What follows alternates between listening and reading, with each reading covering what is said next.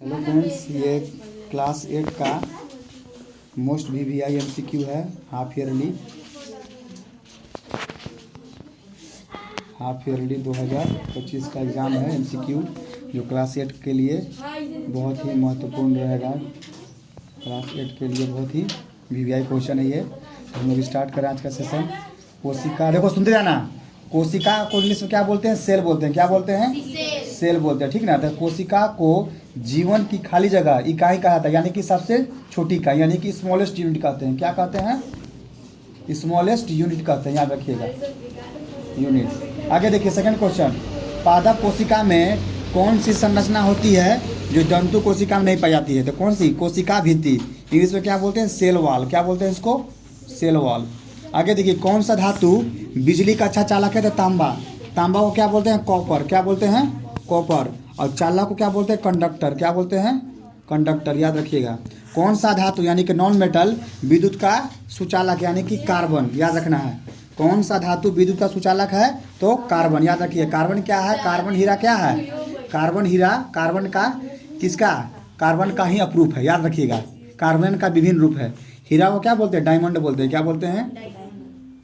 Diamond बोलते हैं। रोटी फफूंद मतलब क्या होता है? फंगस। क्या बोलते हैं? फंगस। फंगस से रोटी फफूंद से खराब हो जाती है, बात मत करो, क्योंकि उस पर क्या होता है? उस पर कवक उग जाता है, याद रखिए। उस पर क्या होता है? कवक उग जाता है। राइट आंसर क्या है? कवक। Next question 6 number. विद्युत धारा का रासायनिक प्रभाव किस उपकरण में देखा जा सकता है? तो विद्युत अपघट्य कोशिका, याद रखिएगा ना, ठीक है। मनुष्य में अंडाणु का निषेचन कहाँ होता है? तो डिंब वाहिनी में होता है ना। निषेचन को क्या बोलते हैं? फर्टिलाइजेशन बोलते हैं। फर्टिलाइजेशन, याद रखिएगा, ठीक है। उपकरण को क्या बोलते हैं? एपरेटस। क्या बोलते हैं? एपरेटस, ठीक है। आगे देखिए, किस जीव में द्विखंडी विभाजन द्वारा प्रजनन होता है? तो अमीबा में, याद रखिएगा। क्या में? अमीबा। अमीबा। बल बराबर, बल को इंग्लिश में क्या बोलते हैं? फोर्स बोलते हैं, बात मत करो। बल बराबर क्या होता है? देखिए क्वेश्चन नंबर नाम है 9। बल बराबर खाली जगह त्वरण को क्या बोलते हैं? एक्सीलरेशन बोलते हैं। क्या बोलते हैं? एक्सीलरेशन।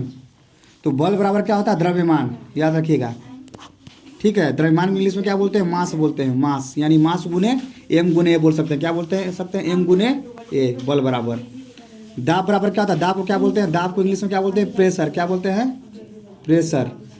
तो दाब बराबर क्या होता है? बल भागे क्षेत्रफल, मतलब एरिया, यानी कि एफ गुने ए होता है, याद रखिएगा। पी बराबर एफ गुने ए, एक भागे ए, है ना।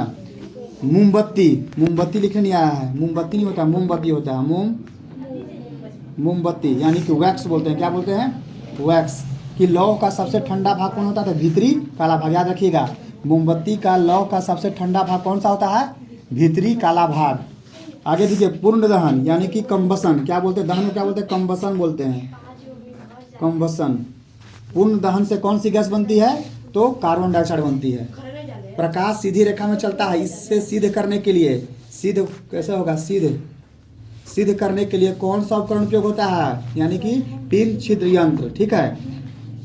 14 नंबर देखो, उत्तल लेंस से किस प्रकार की छवि प्राप्त हो सकती है? तो वास्तविक और आभासी, याद रखिएगा।